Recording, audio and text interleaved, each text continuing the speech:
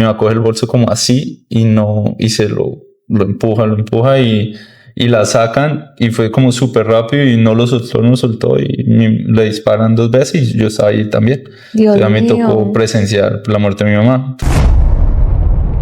Hola, ¿qué tal amigos? Y bienvenidos una vez más a La Tarde con Ana Garzón. El día de hoy les tengo un gran invitado y vamos a hablar acerca de café, que yo sé que a muchos de ustedes les encanta y aparte que nosotros somos casi que ya número 1 aquí en Colombia, así que yo quiero que le demos un fuerte aplauso. Él es Jonathan González, por favor. Fundador de Cuatro Vientos, la cafetería. ¿Cómo estás, Jonathan? Hola Ana, ¿cómo estás? Bueno, feliz de tenerte aquí acompañándome el día de hoy. Muchas gracias por la invitación. Bueno, mi nombre es Jonathan González Muñoz. Soy gerente de Cuatro Vientos. Como te explicaba, Cuatro Vientos son 2 empresas y pues una es la exportadora y otra es la cafetería, la que todo el mundo conoce aquí en Neiva. Sí, muy conocida. Yo sé que ya muchas personas que nos están viendo ya la conocen, por el día de hoy vamos a hablar un poquito acerca de la historia, de cómo es que inicia Cuatro Vientos, de dónde es su origen y pues que también les cuentes cómo el tema ya, cómo la manejan, cómo se viven las cosas junto con tu hermano y demás. Quiero que me cuentes un poquito acerca de la infancia de Jonathan.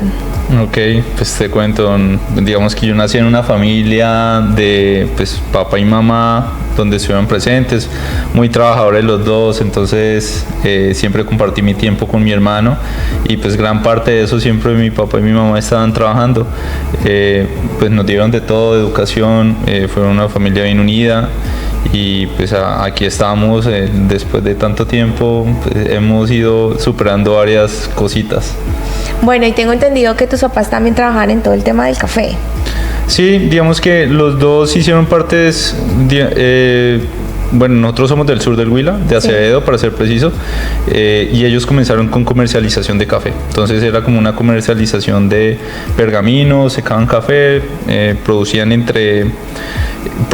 recibían a sus familiares y le entregaban y procesaban ese café y se lo entregaban a diferentes empresas aquí en Neiva, en Pitalito, y ahí fue, pues, digamos que ese contacto con el café. Entonces yo toda la vida he tenido que ver con el café. O sea, a ti cuando tú eras chiquito te ponían a trabajar, a que les ayudaras a trabajar, totalmente. ¿O no? ¿O te dejaban descansar? No, mi papá y mi mamá siempre fueron muy trabajadores y nos exigían que fuéramos muy trabajadores, entonces... Estaban cultivando ya sí, todos esos empresarios que son hoy en día. Sí, pues de hecho era como que siempre teníamos algo para hacer en café.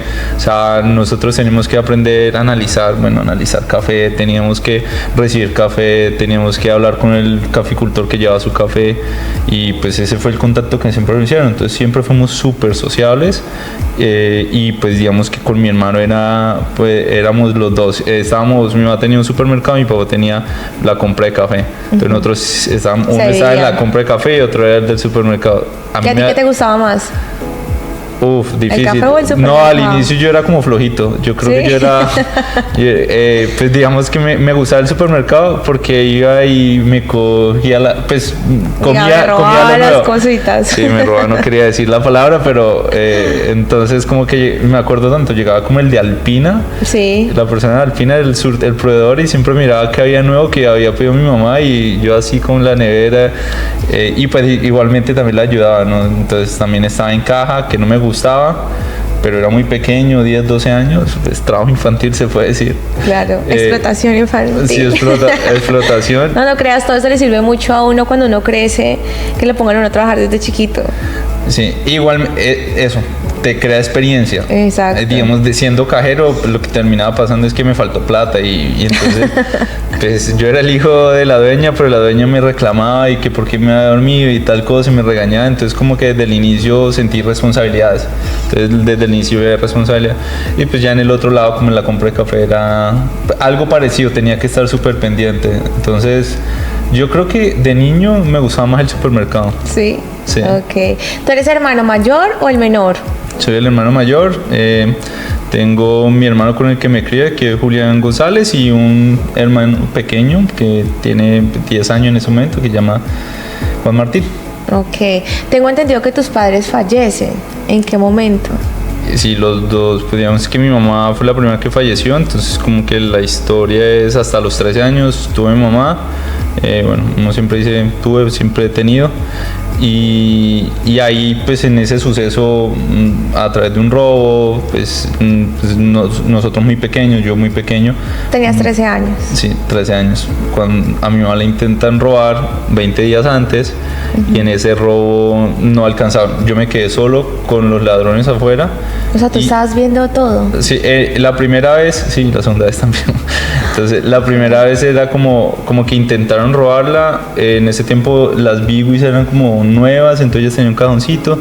En los pueblos se compraba café, bueno, aún se compra café con efectivo. Entonces había una bolsa con dinero en efectivo ahí y los ladrones iban por eso. Sí. Y en el momento que salen, que salgo con mi mamá se da cuenta con ladrones, se entra, o sea, y me cerró y yo me quedé afuera con los ladrones. Dios mío. Pero ellos no te hicieron nada a ti ni nada. En eso, pues no me hicieron nada, o sea, me dijeron como que ahora la Biguis. Sí. No sé si pues en ese tiempo no había eso, pero como que intentabas abrirla y tenías que empujar y la llave y ahí abrías el cajón. Okay. Y pues yo le dije, no, yo no sé. Pues obviamente yo sabía, pero como que no, yo no sé. Y como que me apuntaba y mi mamá salió y les tiró unas llaves y volví y entró y pues al final los ladrones se fueron, como que vieron que se estaban demorando mucho, se fueron. Después de eso, a los 20 días sí llegaron muy temprano, ya en el local, eso fue en la casa y ya en la bodega sí entraron y pues digamos que desde afuera escucho como que el bolso, entonces mi mamá coge el bolso como así y se lo empuja y la sacan y fue como súper rápido y no lo soltó y le disparan 2 veces y yo estaba ahí también. Dios mío. Me tocó presenciar la muerte de mi mamá. Entonces pues digamos que de los primeros golpes tempranos de la vida fueron eso y pues mi hermano también la presencia porque la ve pasar por el supermercado, entonces va detrás. O sea, los dos la vieron. Sí, falleciendo, pues yo creo que ella falleció de inmediato. Entonces, okay. Sí. Y ella decía como que sí, no creo que alguien sea capaz de dispararme, como así, porque creo que esas amenazas sí llegaron. O sea, ya los tenían fichados, por decir así. Siempre hay como el constante riesgo de que te pase algo cuando trabajas con tanto efectivo y todo eso. Ya ahorita es un poco diferente, ya ahorita somos una empresa mucho más formal, entonces ya no trabajamos llevando, hay seguridad, etc. Pero en ese tiempo sí, o sea, había como digamos que esa sensación de que estabas trabajando con riesgo. Con riesgo, sí. Y siempre había un riesgo, siempre había intentos de robos, pues asesinatos, de todo, o sea difícil. ¿Y tú cómo te recuperas de la muerte de tu mamá tan pequeño? Bueno, yo creo que un acompañamiento de mi papá en el caso mío, de pronto con mi hermano hubiera sido como más fácil. Yo sentía que yo era como el preferido de mi papá, entonces como que fue como más fácil de mi lado. Pues fuimos como al psicólogo y todo eso, la familia nos abrazó mucho, pero pues no deja de faltar la mamá, ¿no? O sea, no deja de faltar a tan temprana edad. Y lo que uno dice, a la final, mamá es mamá. Sí, no, mamá es mamá en todo, y entonces fue muy cortico el tiempo, pero pues como que siempre nos enseñaba como ella, lo que yo diría que me enseñó mi mamá es como ser una persona muy dada a la comunidad, o sea, muy dada a ayudar. Okay.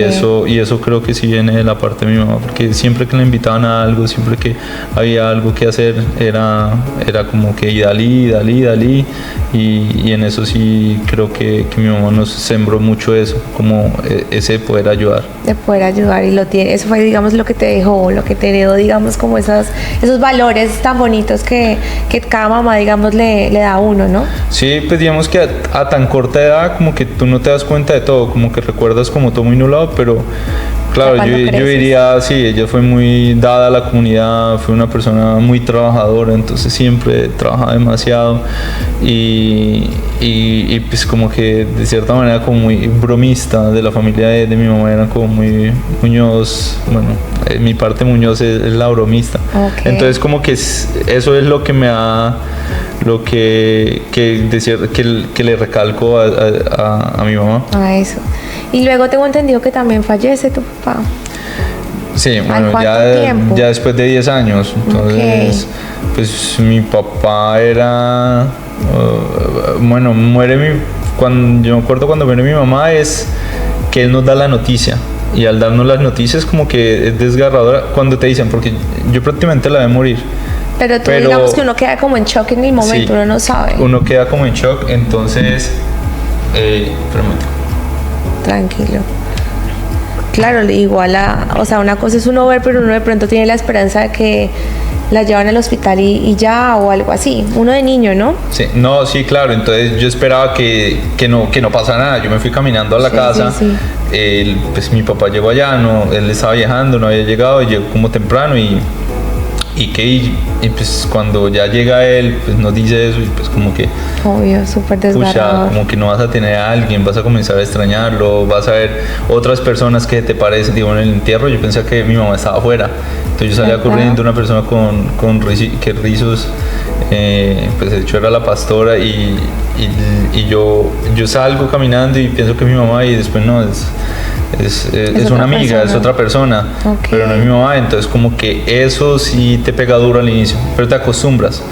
Es decir, yo siento que tengo como el mindset, bueno, la mentalidad de que la vida sigue a tan pequeña edad. Sí. Y mi papá fue muy compañero de nosotros y pues nos ayudó mucho a superar, y avanzar, ¿no?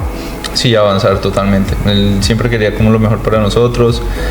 Entonces fue como que muy chévere, digamos, esa conversación con, pues esa crianza también, ese acompañamiento. También está mi tía que nos ayudó mucho al inicio cuando éramos muy pequeños, nos ayudaba como a lidiar entre las cosas que mi papá no entendía de nosotros. Y más que estaban en una época en la que es difícil porque es como la adolescencia, o sea, 13 años, pero ya luego tú creces, empieza la adolescencia, el por qué me pasa esto a mí, porque las otras personas sí y yo no. Empieza como esa etapa de comparación, ¿no?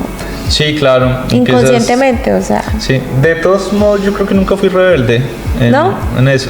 Hubo pequeños lapsos, pero no me considero así, pero sí, obviamente está como el tema de que, bueno, fallece tu mamá y ahorita está tu papá y la parte femenina falta un poquito en la casa. Claro. Hay varias cosas que tal vez pues tu papá es mucho más rígido y tu mamá siempre te defendía, entonces ya esas cosas ya no están. Como ese vacío. Sí, ese vacío, sí, siempre está, pero digamos que mentalmente como que siempre trataba a sacarle las cosas buenas, como que bueno, vamos a seguir, la vida sigue y yo quería ser doctor antes de que falleciera mi mamá, y me acuerdo tanto y me preguntaban y yo quería siempre dar las respuestas de todo. Entonces, yo era medio ñoñito al inicio, todavía creo que soy algo. y antes quería ser doctor y ya cuando fallece mi mamá, cuando ya vienen esos temas de qué quieres hacer en la vida, qué quieres, pues cómo te ves, y mi papá nos fue inculcando mucho el negocio, como la empresa. Y ahí empiezo como a tener amigos y yo dije, no, yo quiero hacer algo con la empresa, quiero llevar negocio internacional. En ese momento era, pues digamos que la carrera que quería. Sí. Y ya después fue como que, bueno, alguien me recomendó, me dijo, mira, no, negocio es esto, pero tal vez finanzas te puede gustar más. Y ahí pues, poco a poco se fueron dando las cosas de a poquitos. Me fui metiendo a finanzas. Mi papá decía que lo único, que creo que eso sí es súper importante, que lo único que nosotros como hijos podemos heredar de los papás es la educación. Y eso es 100% verdad. Entonces, pues, después de que fallece mi mamá y después fallece mi papá y nosotros quedamos con un montón de responsabilidades, fue la educación la que nos ayudó mucho a superar, pues, digamos, todo. Y pues mi papá fallece cuando nosotros tenemos 23 y 22 años. También supremamente jóvenes. Exactamente, mi papá le dio un infarto y en el infarto pues nosotros estamos los dos ya en la casa. Yo venía como ya de un último viaje que había hecho y ya me involucré a la empresa y supuestamente era el que iba a darle como un poquito la perspectiva, como a liderar y abrir un poquito más, sí, todo. Porque antes trabajaba en una empresa de café, entonces trabajé como un año y medio después de la universidad, me dieron la oportunidad y crecí mucho, pues digamos que profesional. Y mi papá, pues me dijo, véngase pues a trabajar, porque bueno, me cortan en la empresa por conflicto de intereses. Y al final yo dije, bueno, con la liquidación me fui por Estados Unidos, estuve 3 meses, volví volví a la empresa de mi papá, viajo a Estados Unidos con algo de él, vuelvo y al mes de estar con él muere mi papá, o sea, fallece. Eso es como que ya usted ya y ya prácticamente, a ver, estamos ya a darle usted. Claro. ¿Y cómo fue ese momento? O sea, que tú, o sea, el choque ahora después de tu papá, de ahora de tu liderazgo ya como con la empresa, como con tantas responsabilidades, ¿cómo fue, digamos, todo ese momento para ti, en ese momento? Sí, bueno, digamos que fallece mi papá y es como que, bueno, está mi hermano y él tiene como ese conocimiento de la empresa, de lo que está. Él, digamos, estaba aquí más sí, como con él ya lleva 2 años, él lleva dos años, año y medio con la empresa. Yo estaba por fuera y ya cuando llego, pues comienzo a ver cómo le ponemos orden a esto, qué es lo que hay, pero para mí son los 15 primeros días después de la muerte de mi papá, siento que han sido los más estresantes. Claro. Sí. Y más que tú eres el mayor, ¿no? Al final y al cabo hay cierta responsabilidad que así tú lo quieras adquirir por ser el mayor, de pronto como que te toca, por decirlo así, como que la sientes inconscientemente. Sí, pues la sentía y la tenía. O sea, no era solo que la sintiera. Y pues cuando empezamos pues fallece mi papá, los 15 primeros días, documentación, herencia, etc., abogados, niños. Bueno, tuvimos 2 demandas por hijos de mi papá. En vida le dijimos, díganos si tiene hijos o no. No nos quiso aceptar, pues son cosas de la vida. Y se vinieron a enterar pues ya después de todo. No, ya sabíamos, o sea, sabíamos antes y que mi papá sabía y no nos lo quiso fue... ¿Cómo afirmar? Afirmar, y pues al final nos dejó un poquito chicharrón. Claro. Sí. Pero bueno, tenemos, pues digamos que salimos de eso, pero yo creo que no ha sido lo más fuerte, lo más fuerte, pues lo más fuerte ha sido todo, o sea... todo ha sido súper fuerte, como claro, que esas cosas que van llegando, seguido. Entonces, pues mucha gente dirá, no, estos quedaron súper bien y todo eso, pero la responsabilidad que nos llegué al siguiente día era que nos tocaba liderar una empresa a la cual no nos habían hecho ni empalme, o sea, estamos como... o sea, como que sí se conocía, pero no en realidad todo.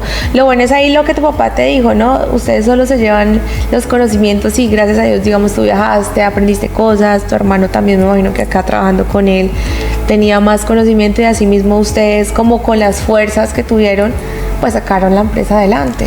Sí, claro, o sea, sinceramente la educación, los consejos que él nos daba también, o sea, no solo la educación que teníamos como de universidad ni de colegio, sino que las personas, los consejos que nos da.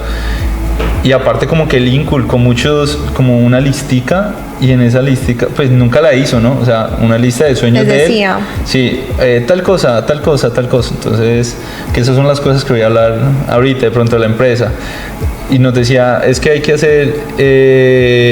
tener una cuenta de compensación en el Banco de Panamá, porque tal persona la hace, hay que tener hacer trade en bolsa para cubrir los lotes que compramos de café y pues como que nos dejó esa lista. Y tú simplemente empezaste a hacer como ese checklist. Bueno, no fue tan así, pero sí, son 8 años de trabajo, solo nos falta una cosa, y pues que esa es la que estamos haciendo, que ese es nuestro gran proyecto. Y ahí estamos, lo estamos haciendo, lo estamos terminando. Pero sí, fue como un checklist de que tú empezabas, bueno, entonces tenemos que exportar café, entonces exportemos.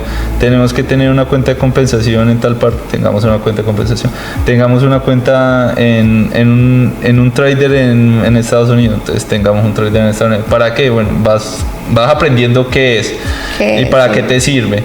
No, que es que para fijar los dólares para cuando vendes café te entran dólares, entonces tienes que fijarlo, entonces tengamos un cupo de tesorería en tal banco y que nos fije los dólares. Entonces, check, y así poco a poco. Y así poco a poco empezaste a llenar como esa lista. Tengo entendido también que aparte de todo eso también te dio cáncer. ¿En qué momento de tu vida te dio cáncer? Me da en pandemia. O sea, hace poco, relativamente. Sí, pues digamos que mi papá Pues. murió en el 2018 de enero. Y luego te da cáncer. Yo tengo un viaje a Australia, que pues, de hecho perdí ese viaje, ahorita que me acuerdo. y en ese viaje yo llené todo el formulario de la visa de Australia. Entonces yo puse un año más, o sea, yo puse como que voy a estar un año. Me equivoqué. Entonces, al poner ese año más, yo terminé, o sea, las personas de Australia, o sea, la gente que pues, da los permisos y todo eso, me mandó a hacer exámenes. Y yo me hacía exámenes de todo, pero me tocaron el cuello y ahí me apareció un tumor en el febrero del 2020. Wow. Me mandan, me dicen como que, hey, tienes que ir a verte eso. Entonces, me hacen la orden, voy a una radiografía. Y pues ahí ya te imaginas un marzo 2020. ¿Y tú cómo te cae a ti esa noticia? O todo sea, después de encerrado. todo lo que pues habías vivido, te ha tocado pues lucharla obviamente, y tú te enteras de eso, ¿y cómo lo toma Jonathan? Pues para mí fue como que yo quedé como en wow, yo tengo cáncer a esta edad, tengo 25 años, como que en mi mente, pero siempre pensé que iba a salir rápido de eso y que iba a hacerlo muy rápido, pero pues no fue ni tan rápido, porque en marzo y cierran todo Colombia, cierran todo el mundo, no había nadie, O sea, tú te enfermas y preciso todo el mundo. a nadie le importaba, chao. sí, nadie le importaba a alguien de cáncer, la gente le importaba quién tuviera COVID. Dios mío, tenaz. Y entonces. Y eso fue en marzo y ya después como que va pasando el tiempo y durante el tiempo comenzamos a tener como esas opciones de poder ir a hacer biopsia, hacer todo eso. Entonces en junio del 2020 sé que me hice una biopsia, en julio me sale el resultado y a los julio 27 me está diciendo el doctor, hey, tienes que ir a cirujano de cuello y cabeza, julio 28 ya tengo la cita y al otro día viajé a Bogotá y agosto se me operé y me sacaron y todo muy bien. Siempre... pero tú siempre tuviste en la mente como voy a salir de esto. Sí. Porque si yo creo que a uno le dicen no, tienes cáncer y yo ya me da, o sea, como que no sé, siento que es una noticia dura. Para mí es como todo un tema de vaso lleno, vaso vacío. O sea, es como un tema de actitud. Entonces, es verdad. Sí, entonces como que si miras las cosas como lo peor del mundo, se vuelven lo peor del mundo para ti. Entonces, es verdad, y todo está en la mente, todo depende de uno. Pues sí, creo que sí. Hay muchas cosas que dependen de uno y claro, las vuelve peor tu pensamiento, pero si las vuelve mejor tu pensamiento también. Claro, o sea, igual fue una época difícil para ti. Sí, claro, han sido épocas difíciles. De todo, o sea, en negocios familiares, o sea, siempre se ha tenido como esas cositas y hay que superarlas. Claro que sí, bueno, y entonces ahora tú empezaste a hacer como ya ese checklist de qué es lo que quiero hacer con la empresa, me quiero proyectar, hagamos esto. ¿Cómo es esa relación, digamos, con tu hermano en cuanto a cómo nos vamos a dividir? ¿O siempre, digamos, habían tenido una buena relación de que ahora yo voy a liderar en esto, usted haga esto? Cuando empezó como todo el tema de la empresa ya pues sin tus papás. Bueno, digamos que ¿Fue fácil, digamos, ese manejo entre hermanos de cómo se vivían las...? No, hay un nivel de confianza muy grande. Okay. O sea, hay un nivel de confianza, pues hubo problemas como todo, desacuerdos, de cierta manera pues a veces desorden, éramos muy pequeños, 22 años, 23, quien nos asesoraba y muchas personas que uno pensaba que eran los amigos de mi papá resultaban que no eran los amigos, entonces solo querían sacar provecho de la situación. Creo que fue la confianza, o sea, la confianza con él y de cierta manera que me ha dado un poco el liderazgo. Entonces fuimos creando esa visión y nos pasamos por muchas cosas, por demasiadas cosas y eso nos ayudaron como pues a afianzar nuestro carácter, ¿no? Uh-huh. Y de cierta manera pues el liderazgo sí me lo dio a mí y con ese liderazgo pues se fue saliendo. Entonces pues fue bonito, digamos que el proceso. Como así como historia corta, cómo conocemos nuestro primer cliente de exportación. Es súper bonito porque pues, mi papá lo alcanzó a conocer. ¿La alcanza a conocer? Sí, mi papá lo alcanza a conocer porque no habíamos exportado café ni nada. ¿El tema de la exportación fue por idea de tu papá o fue, digamos, alguno de ustedes que le metieron él está en el checklist de él? Okay. Sí, entonces era como que ustedes no se pueden quedar acá, tienen que... Fuimos a una feria en el 2017 que fue muy chévere, se desconectó porque se le dañó el celular, mi papá se volvió muy pegado al celular y se le dañó el celular y fuimos hasta un lugar chino, es un lugar asiático que nos arregló un celular en Nashville, Tennessee. Ahí conocemos a nuestro pues prospecto, nuestro primer prospecto. Exportador. No, ese es un importador en New York. Sí. Y él como que estábamos hablando y yo comencé a hablar con él y comencé súper emocionado a hablar, y en mi inglés que no era tan bueno. Y entonces mi papá me decía las cosas al oído y no nos habíamos dado cuenta que él era latino, un nicaragüense. Entonces como que no, si quieres hablamos en español. Es que para que todo sea como más fácil. Sí, bueno, me hubieras dicho antes de gastarme el inglés. y la verdad mi papá, entonces comenzamos a hablar y la reunión quedó chévere, como hey, dejamos contacto, Nos dimos la vuelta y mi papá se va caminando, esa es la historia. Mi papá se va caminando y me dice, este es el pollo. O sea, como que me lo dejó así. Y entonces como que lo dejamos ahí, yo le mandé unas muestras, 2017, fuimos llevando, enviando muestras, le gustaban, pero todavía no nos definíamos. Fallece mi papá, él me mandó un correo y él hacía parte de una empresa ya grande. Sí. Él me mandó un correo, yo digo, no, me dice como que, hey, te espero cuando vayas a pensar, pues como que quería. Te quedaste ahí, sí, nosotros, él me dijo a mí, como que quedamos ahí como pendientes de ti. Seguimos en el negocio, en abril lo volví a ver, no lo reconocí en ese momento, en abril en Seattle, en Estados Unidos, para una feria de café igualmente, y luego me dijo, mándame muestras, entonces le mandé muestras. En junio le mandamos muestras porque fuimos a hacer un paseo con mi mamá a Miami, como nuestro primer paseo ahí de hermanos. Nos sentamos como en la cama, vimos las muestras, le dimos gracias a Dios, dijimos de aquí va a salir el primer negocio, nuestro primer contenedor. Y se dio. Le enviamos las muestras a él y él nos dice, bueno, ¿y cuánto es? Y como yo tenía algo de referencia de precios, de lo que hacía, no sabía bien lo que hacía, pero lo hacía bien, dije. Pero luzco bien. Luzco bien haciéndolo. Entonces le envió las muestras y él me dice, mira, sí, podemos hacer un negocio así. Entonces me dio el aval. O sea, hacía un tipo de 22, 23 años, lo conoce de una feria y lo vuelve y lo es. Y te da la aval. Me da la aval. Pero la historia bonita es que nosotros nos registramos en exportación en febrero de ese año con la nueva empresa. Y en ese registro a uno se lo dan consecutivo. Federación tiene unos números en los sacos de café. Entonces dice 3, dice el número de la empresa y dice el lote. Y el número de la empresa decía 1301. Y mi papá murió el 13 de enero. Eso es coincidencia, o sea, eso es para mí es como algo muy especial para mí. Y muy lindo, como que igual hicieron como esa conexión. Y pues ahorita el pollo que le llamamos es nuestro principal comprador, es amigo, fue a mi matrimonio. Felicidades. Entonces sentimos como eso de hacer bien las cosas. Claro que sí. Bueno, Jonathan, vamos a ir a un corte comerciales y ya seguimos hablando, ¿listo? No.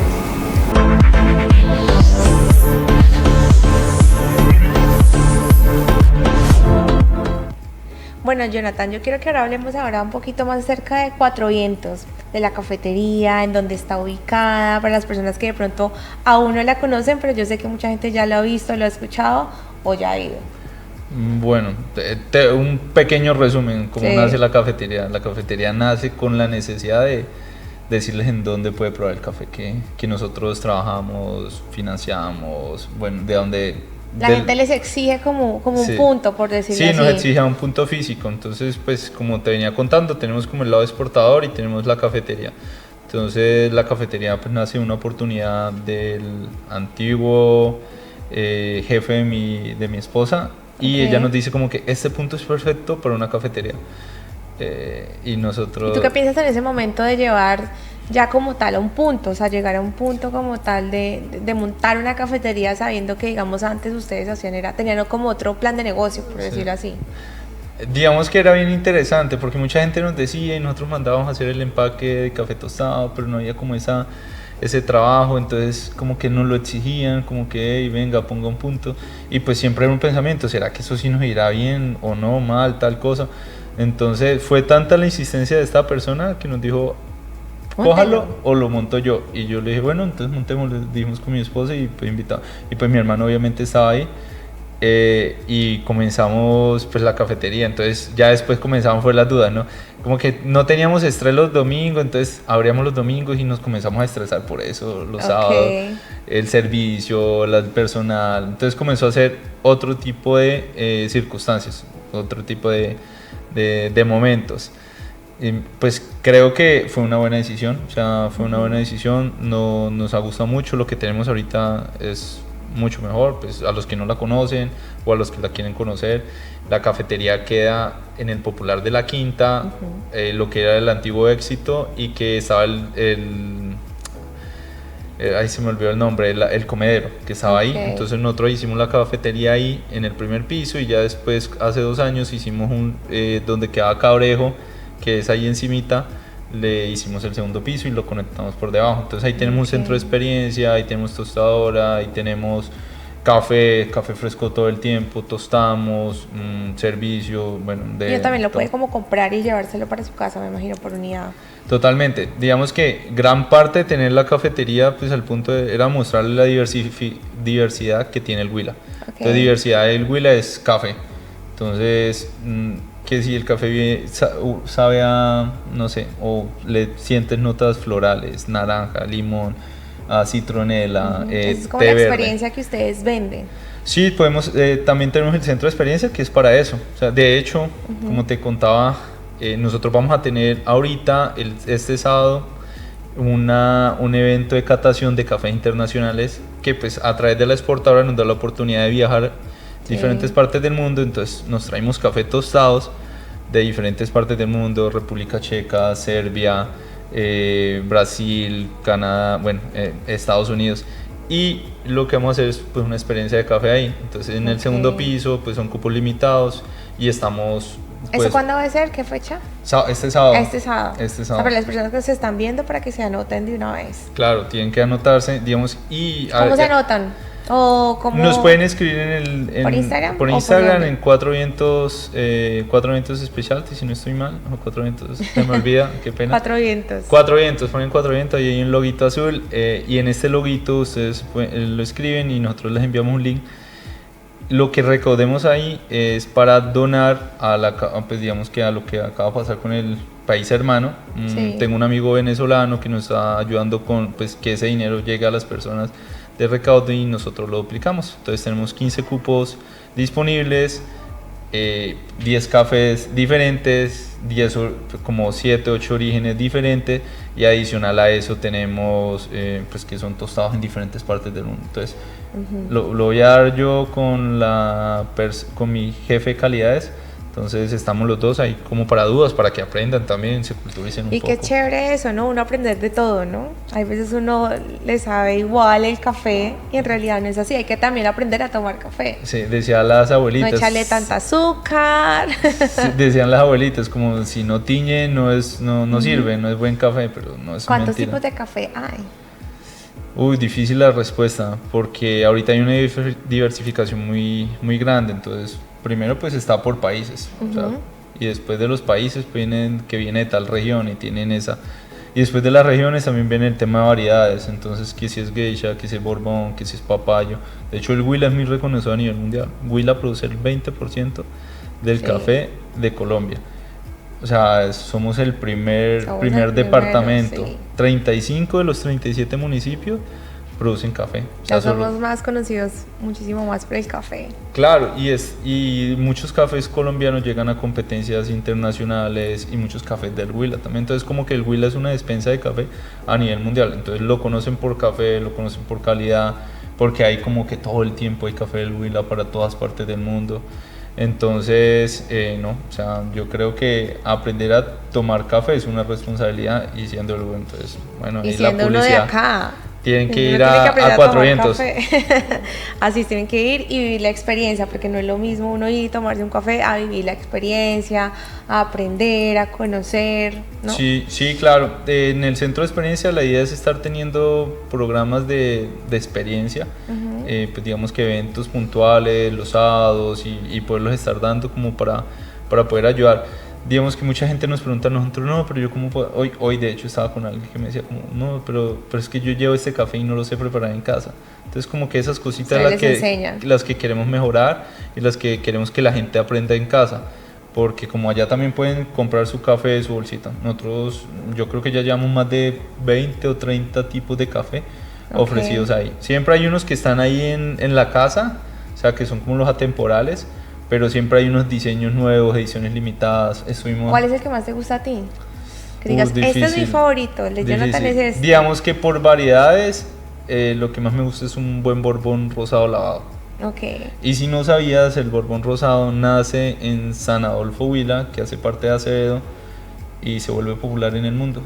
En el mundo completo. O sea, el Pin Borbón que lo llaman alrededor del mundo, nace en Acevedo Huila, como entre el 2015 y 2017. El mito es como que hubo alguna finca experimental ahí y cayó la semilla en lo otro y quedaron los árboles y alguien los escogió aparte. Wow. Entonces, y hay varias variedades así, Borbón papayo, Borbón ají, caturrón, que son casi que endémicas de acá, pero bueno, toca tener un estudio, pero se popularizó en el Huila.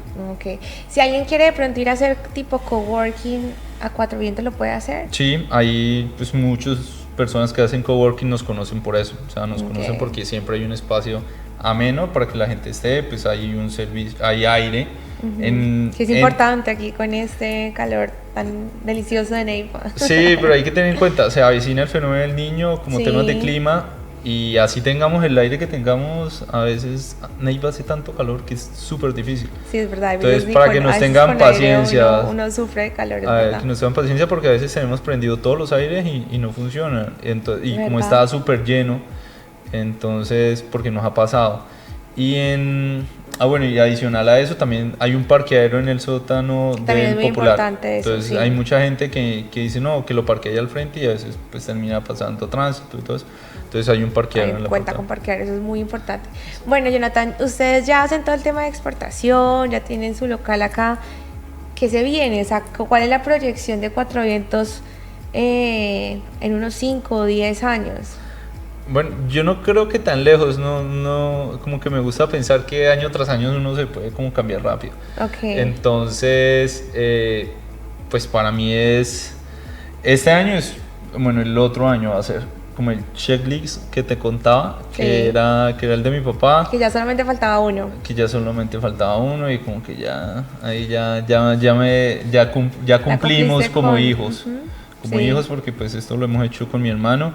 Y pues con las personas que nos han acompañado, su esposa, mi esposa, entonces que han estado ahí, que nos han aguantado en todo momento. Entonces estamos haciendo una trilladora, está en la salida hacia Palermo y va a ser una de las, pues no lo quisiera así, pero va a ser una de las trilladoras más innovadoras de Latinoamérica. Me encanta, que va a ser ahorita en agosto. No, 22. Ese es la trilladora. El evento que hablamos es Berraquera Fest, que ya les cuento qué es. Pero la trilladora va a ser una trilladora que vamos a equipar con buena maquinaria. Va a ser hacia Palermo. Y la idea de eso es como brindar ese servicio para exportación. Y con el evento que te contaba, vamos a hacer la primera feria de café en Santa María. Se va a llamar Berraquera Fest. Y en este evento lo que queremos es conectar el origen con el destino. Entonces el origen con el tostador, entonces de a dónde viene, que se conozcan. Lo que hacemos mucho alrededor del mundo es mostrar caficultores que son desconocidos. Y es darles ese reconocimiento. Entonces ustedes pueden ver en la cafetería de nosotros hay un café que sacamos hace poquito que es un geisha lavado muy bueno. Él es de Santa María y me acuerdo haber probado eran 48 kilos una muestra. Yo, qué café tan bueno. Yo dije, no, este lo quiero para la cafetería. Lo puse, ha sido un éxito, se ha vendido súper bien. Después me llevé unas bolsas para Bruselas y en esas bolsas de Bruselas alguien lo conocía a él, le mandó una foto y el señor súper contento acá en Santa María recibiendo su foto desde Bruselas, Bélgica. Entonces como que eso conecta, como ese reconocimiento. Y con respecto a Berraquera Fest, es esa oportunidad. Caficultores, como los rostros verdaderos de las personas que producen café y los rostros verdaderos de las personas que lo están procesando y que quieren procesando. saber un poquito más de café, de origen, de estar en Santa María, conocer esa tierra tan Conocer bonita. más un poquito acerca de todo eso, Sí. que es bien importante. Entonces vamos a estar agosto 22-23, vamos a hacer una pequeña subasta, va a haber un concurso de catación entre los niños, o sea, de catación de los niños, va a haber un concurso de niños también. Entonces va a ser chévere, unos masterclass que lo va a dictar el campeón nacional de Tostión. Ok, súper. Tenemos invitado al campeón de arte latte de Noruega, que es un gran amigo. Y bueno, así esperamos que sea un buen evento, pues finalizando agosto. Claro que sí, yo sé que les va a ir muy bien y felicitaciones por eso de Muchas paso. gracias. Bueno, ¿y en cuántos países en ese momento, digamos, ustedes están en el tema de exportación? Pues mira, digamos que Europa es como un solo país. Entonces, si cuentas toda Europa, yo creo que estamos casi que en toda Europa. ¿Verdad? Entonces, felicidades. de hecho, trajimos... ¿Cómo uno logra llegar a toda Europa? ¡Wow! De verdad, felicitaciones. Muchas gracias. Esto... No es un trabajo fácil. No, no es un trabajo fácil. Es un trabajo de confianza todos los años. Bueno, conocí a alguien que me dijo como que, hey, mira, es que yo probé tu café hace mucho tiempo, hace 4 o 5 años, el café, un caficultor que llevamos 8 años trabajando con él. Sí. Y me dijo, yo lo llevé para este campeonato y para esto. ¿Y de dónde eres? No, de Serbia. Y en esta ocasión Serbia, Croacia, Noruega, Turquía. Entonces comencé a escuchar todos los países. Exportas café, normalmente exportamos café y puertos principales y ahí se hace como el envío a los diferentes. Entonces es como muy fácil, ¿no? Entonces casi que todo llega a Amberes o bueno, hay como 3 puertos principales, Amberes, Hamburgo, etc. Y estos puertos tienen como warehouse, como almacenes grandísimos, Sí. y cuando el importador vende el café, entonces va llegando a estos lugares.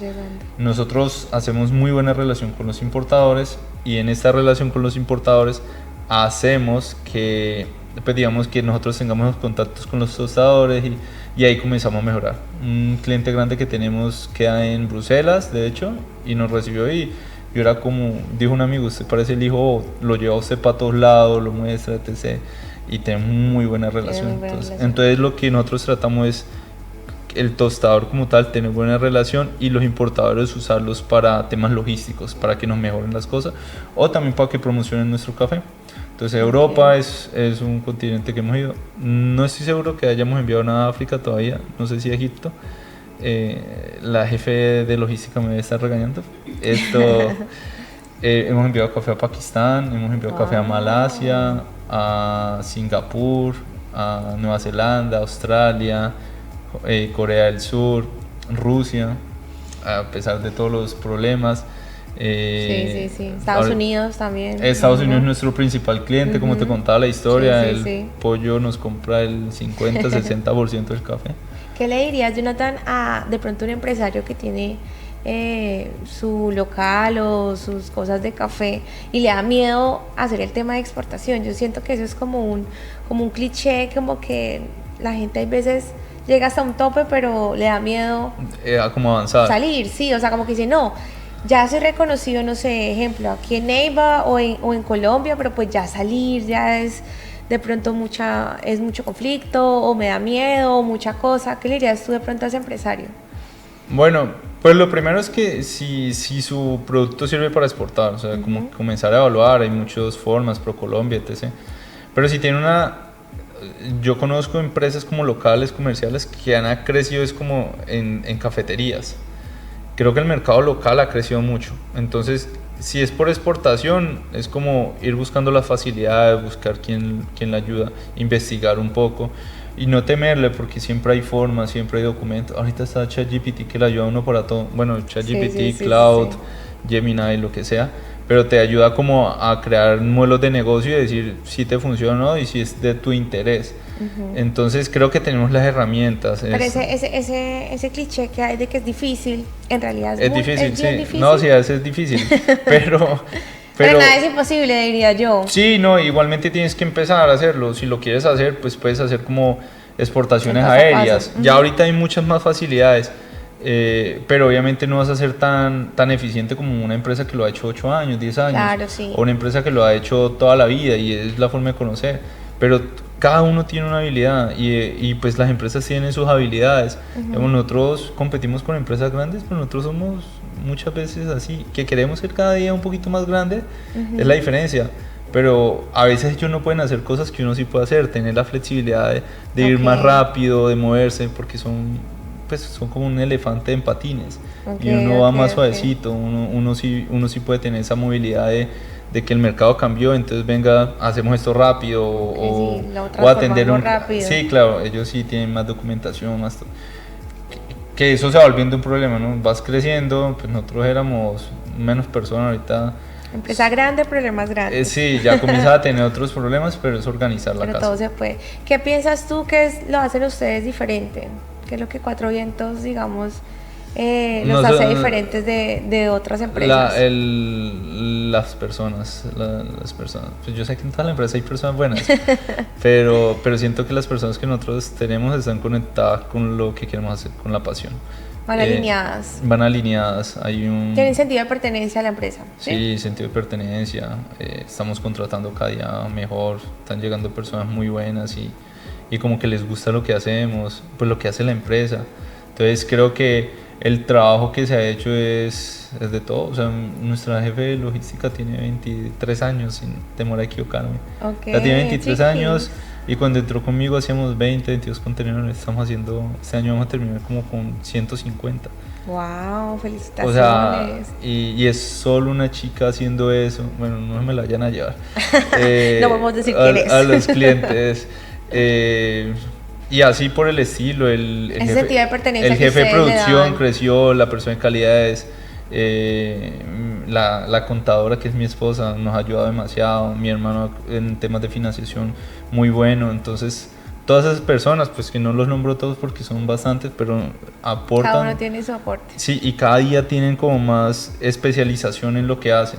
Entonces, pues todo lo que se logra hacer es pues con todas las personas. Obviamente hay que llevar una visión, el que siempre dice, no, es que hay que hacer más, ese soy yo. Entonces yo solo aprieto y ellos responden. Pero lo hacen muy bien, Jonathan, ¿qué le dirías al Jonathan chiquito si lo tuvieras acá al frente tuyo? ¿Qué le dirías? ¿Te tuvieras a ti al frente cuando eras chiquito? Yo creo que no dejar de ser curioso, de dejarse sorprender. Creo que es algo importante, porque la vida a mí me sigue sorprendiendo. O sea, bueno, tampoco es que ya me esté muriendo, pero eres joven, tiene 32 años. Sí, entonces, pero de cierta manera he vivido muchas experiencias. Entonces, como que a mí me sorprende todavía probar café. O sea, me encanta. Hay cafés que, wow, lo probé. Pero adicional a eso también me sorprende ir a hacer cosas culturales. Entonces, cuando tengo la oportunidad de viajar, poder aprender algo que era diferente, y como que sigo con esa intriga de seguir aprendiendo, de seguir practicando, de comer. Sigue como esa ilusión, sí, como ese descubrir. De hecho, tuve una experiencia hace poco que comí carne cruda y pregunté que cómo la hacían porque sabía muy bueno. Y pues yo le digo al 53 millones de colombianos, yo creo que muy pocos han tenido la experiencia de comer carne cruda, sí. Pero que sepa bueno, porque siempre vas a tener el olor. Pero no, eso se congela, se hace así, se madura, etc. Y yo, wow, eso sabe demasiado bueno. Y fue como en mi mente yo, qué rico sabe. Pero era mi primera experiencia así. Y a las otras personas que iban conmigo, unos también era la primera experiencia y a muchos les gustó. Entonces, no dejar de sorprenderte nunca. Y no dejar de intentar nuevas cosas. Entonces eso sirve mucho, como que no cerrarte. A veces sirve mucho tener ese mundo. Viajar, hay como publicidad del señor Olave, es buen consejo. Viajar es una de las mejores inversiones que uno hace. Así es. Siempre va a ser para mejorar, para ampliar su mente, para culturizarse, para aprender, para absolutamente todo. Sí, claro, tienes como que es que el mundo es tan grande. Así es. Hay veces uno se encajona en conflictos, en cosas pequeñas. Sí. El mundo es demasiado grande y hay tantas oportunidades por aprender, explorar, que hay veces uno se cierra, ¿no? Sí, claro. Y pues digamos que eso le pasa a mucha gente, como que dice como que, yo no puedo viajar, yo tal. De hecho, una de las experiencias de hace poco que te puedo contar es que la persona que viajó conmigo, que era el camarógrafo, sí, él nunca había viajado a Europa. Entonces estaba súper emocionado, estaba tan colapsado que pues ya era mucha cosa para él. como que mucha emoción. Y él no se imaginó, él viene de Acevedo, tiene 25 años, viajó conmigo y me escribió una nota como a papel. Y pues me hizo dar como Ay, qué lindo, como ese mensaje de agradecimiento. Entonces yo intento ser como muy buen host, buen anfitrión. Bueno, así yo no sea como el de la ciudad, pero intento llevarlos a buenos lugares. Que se sientan como en casa. Que se sienta en casa y que se sienta bien.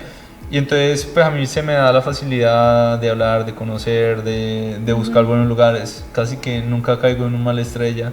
Normalmente cuando caemos es porque alguno del grupo decidió no decidió por mí. Okay. Pero esa experiencia es bonita. Digamos, yo le decía a ellos, porque me decían, ¿y qué aprendiste acá? ¿Qué te sorprendió? Yo le dije, sinceramente, uno disfruta las charlas con las personas. Esos son los que quedan. El compartir. Sí, hay una frase que no me acuerdo cómo dice, pero es prácticamente que uno normalmente no se acuerda de lo que dijo, pero sí se acuerda cómo lo hicieron sentir. Es verdad. Entonces, yo me acuerdo... Uno siempre se lleva eso. ¿Cómo se sintió? ¿Cómo se sintió? La emoción. Y me acuerdo haber estado en Ginebra el año pasado en una feria de café también. Y nos estábamos tomando unas cervecitas y el río y todo, y hablando paja con las personas, con los amigos y otros amigos, una amiga argentina, un amigo nicaragüense. Y ese momento se sintió muy chévere. No, y eso te quedó ahí. Y sí, la necesidad de comprar una cerveza, pues eso no te quita mucho. O sea, no es una experiencia de $2,000 al lado del... Hay veces ni siquiera es como tal el lugar, sino como el ambiente en el que uno está, las personas, sí, cómo te hacen sentir, así es. Bueno, Jonathan, te cuento que hemos terminado. Aquí el tiempo se pasa supremamente rápido, eso es súper rápido, pero bueno, para mí de verdad que fue un placer haber conocido tu historia, todo lo que te has tenido que vivir y esa resiliencia que siento yo que te describe a ti para sacar adelante todos tus proyectos desde tan chiquito, con todo lo que te ha pasado, me parece de verdad que muy interesante y me encantó haberte tenido el día de hoy acá acompañándome el día. Muchas gracias por la invitación. Fue una charla, de hecho, muy rápida. Se pasa rápido. Fue muy amena. Y gracias, pues, digamos, por la invitación. Muy chévere todo. Entonces, qué bueno, pues, poder contar un poco más de mí. Claro que sí, acá siempre bienvenido. Muchas gracias. Y a todos ustedes, no olviden seguirnos a través de nuestras redes sociales. En Instagram estamos como La Tarde con Raya al Piso Ana Garzón. En YouTube estamos como La Tarde con Ana Garzón. Y recuerden que ahora también estamos en Spotify para que puedan encontrar cada una de nuestras entrevistas, ya sea para que las vean en el carro, en su hogar, en cualquier parte donde se encuentren. También estamos como La Tarde con Ana Garzón. Les mando un beso y un abrazo y nos vemos la próxima semana con más episodios.